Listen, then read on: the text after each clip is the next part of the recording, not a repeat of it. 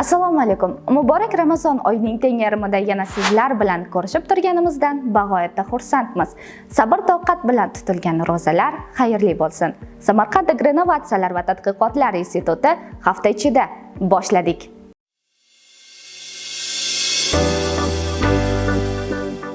Mirzo Ulug'bek vorislari Respublika ko'rik tanlovining tuman bosqichi bo'lib o'tmoqda. Birinchi dovondan institutimiz talabalarining aksari o'tib olishdi. Ular endi viloyat bosqichida ham g'olib bo'lishlari kerak. Bu yanada kuchliroq raqobat degani. Dayjest suratga olinayotgan vaqtda viloyat bosqichiga yo'llanmani qo'lga kiritgan talabalarimiz soni 20 nafarga yetdi. Omad talabalar! Germaniyaga yozgi ishlab chiqarish amaliyotiga ketayotgan talabalar va ularning ota-onalari bilan uchrashuv bo'lib o'tdi. Uchrashuv davomida talabalar va ularning yaqinlariga xorijiy amaliyotda bilishlari kerak bo'lgan xavfsizlik, odob-axloq qoidalari va boshqalar haqida ma'lumotlar berildi. Farzandim shunday oliygohda o'qiyotganidan xursandman, deydi ota-onalardan biri. Yozgi amaliyotni ko'plab talabalarimizning orzularidan biri desak bo'ladi. Shunday ekan, bunday imkoniyatni qo'lga kiritgan talabalarimizni tabriklaymiz. Sezib turganingizdek, tez orada Dayjestda Germaniyadagi talabalarimiz haqida ham hikoya qilamiz.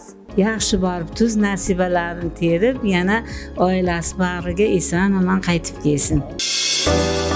Institutimiz o'qituvchisi, qishloq xo'jaligi fanlari nomzodi Amirov Shavkat Ko'ziboyevichning ilmiy maqolasi Chorvachilik va naslchilik ishi jurnalida chop etildi. Bu maqolani o'qish jarayonida bozorda nima uchun chorvachilik mahsulotlari qimmat degan savolga javob olasiz. Yana bir nechta talabalarimizning maqolalarini ham jurnalning mazkur sonidan topishingiz mumkin. Yoshlar ittifoqi tomonidan talabalik davri haqida ijtimoiy rolik tayyorlandi. Video ajoyib. Sizga ham ko'rishni maslahat beramiz. Bunday ijtimoiy roliklar davomiy bo'ladi degan umiddamiz.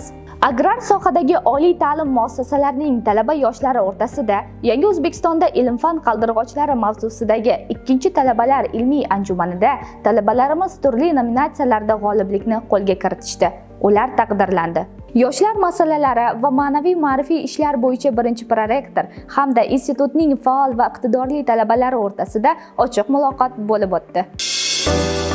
Esingizdami? Janubiy Koreyada malaka oshirayotgan professor o'qituvchilarimiz haqida ma'lumot bergan edik. Ular qaytib kelishdi va safar taassurotlarini hamkasblari bilan o'rtoqlashdi. Institut rasmiy Telegram kanalida ilmiy to'garaklar, ochiq darslar, fakultet xabarlari va boshqalarni ham berib bormoqdamiz. Bu orqali institut hayotini kengroq yoritish va o'qituvchilar hamda talabalarni qo'llab-quvvatlash maqsad qilingan. O'zbekiston Koreya kartoshka urug'chiligi markazi mutaxassislari tomonidan institut hududida barpo etilgan issiqxonalarda yangi urug'lik kartoshkalarini ekish jarayonlari boshlandi. Eslatib o'tamiz, oliygohimizda turli kasallik va viruslarga chidamli kartoshka navini yaratish ustida ilmiy izlanishlar olib borilmoqda. Agrotexnologiya kafedrasi dotsenti Nurjigit Nishonov xalqaro onlayn vebinarda o'simliklarni zararkunandalarga qarshi uyg'unlikda himoya qilish mavzusidagi taqdimoti bilan asosiy ma'ruzachi sifatida ishtirok etdi. Iqtisodiyot va boshqaruv fakulteti talabalari o'rtasida Milliy she'riyat kechasi adabiy tanlovi va Milliy qadriyatlar san'ati nomli ijodiy esseylar tanlovi tashkil etildi. Ma'rifat maydoni Respublika ko'rik tanlovining hududiy saralash bosqichida institutimiz jamoasi munosib ishtirok etdi. Navro'z yaqinlashib kelmoqda. Hozir u haqida she'r aytib bermoqchi emasmiz. Bayram munosabati bilan beriladigan dam olish kunlarini oilangiz, yaqin uzoq qarindoshlaringiz bilan o'tkazishingizni tilaymiz. Ko'rmaganingizga ancha bo'lgan, lekin bolalik xotiralaringizda o'zining munosib o'rniga ega bo'lgan inson holidan xabar olishni unutmang. Shunda Navro'z bayramini a'lo darajada nishonlagan bo'lasiz. Yaxshi kunlarda, yaxshi xabarlar bilan ko'rishguncha